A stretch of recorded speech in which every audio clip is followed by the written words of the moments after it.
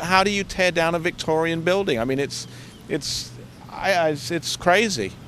The hotel is really a part of the community, and it would really be a shame if it were destroyed. Danny Davis and Owen Schlong were among the estimated 400 people who attended a special meeting held last night at Bel Air's Town Hall to discuss the fate of the Belleview Biltmore Resort and Spa. A sea of people hoping to save the historic landmark filled the seats throughout the building, lined up along the walls of the room, and overflowed into the hallway. The Biltmore was built by Henry B. Plant as the crown jewel of his Florida system of railroads. The 19th century structure is believed to be one of the largest wood frame buildings in Florida. Gail Parker wrote a poem about the famous structure. There's a hotel down in Bel Air built past 1895, been a host to those in the early days, for the beaches came alive. The railroad fed the Biltmore, and the ghosts live on to tell of elegant folk and presidents and those it served so well. And it's not just in Bel Air where the history is lost, and commercial folks will knock it down whatever the cost. The dozers roar and the cell phones ring, we've seen it all before. As the history dies, as the history dies. In a local town, it's coming down and there's nothing you can do. The money man with a greedy hand looks down his nose at you. And it's not just in Bel Air where the people are from, and the folks have come together to show you all we aren't dumb. The people roar and the town hall fills to preserve the Gulf Queen before the history dies, before the history dies. While preservationists rally behind each other in hopes of saving the historic landmark, representatives from Erdank and Associates, the Pennsylvania-based management firm that currently owns the Biltmore, made their case for demolition.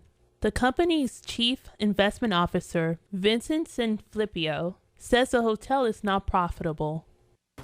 It is not Erdank's position that we should attempt to determine the future use of the property. We are not real estate developers. Rather, we feel the future owner should have the option to consider all alternatives for this property.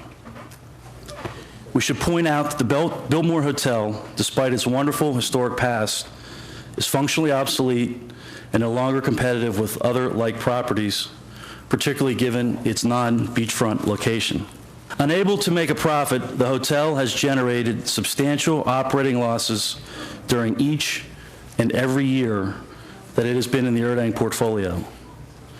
Current ownership has invested over $11 million to upgrade the hotel, improve the golf course, and renovate the Cabana Club on Sand Key, which had become a blighted eyesore to the community.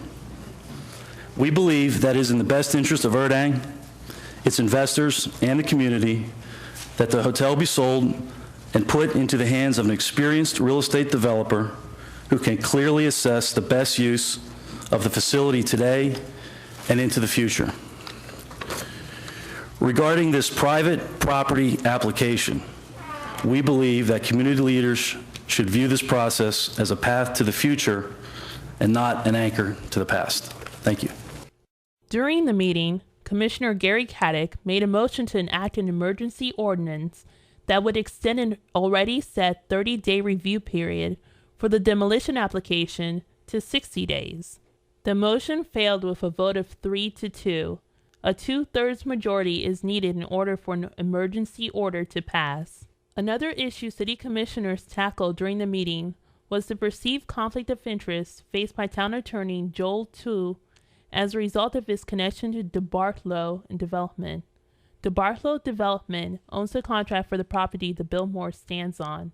Tu once did legal work for the company, and according to an article recently published in the St. Petersburg Times, he met with Ed Cobble, president of DeBartolo, on January 6, days after a first contract to purchase the property expired and weeks before a new contract was confirmed by a DeBartolo executive.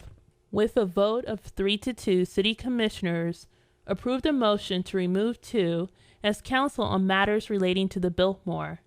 The St. Petersburg Times also reports that leading preservationist Ray Claire Johnson believes she is closer to reaching a deal with the developers that could save the hotel. She says she hopes to have news by tomorrow's meeting with the Historic Preservation Board. I'm Julie Tugba, reporting for WMNF.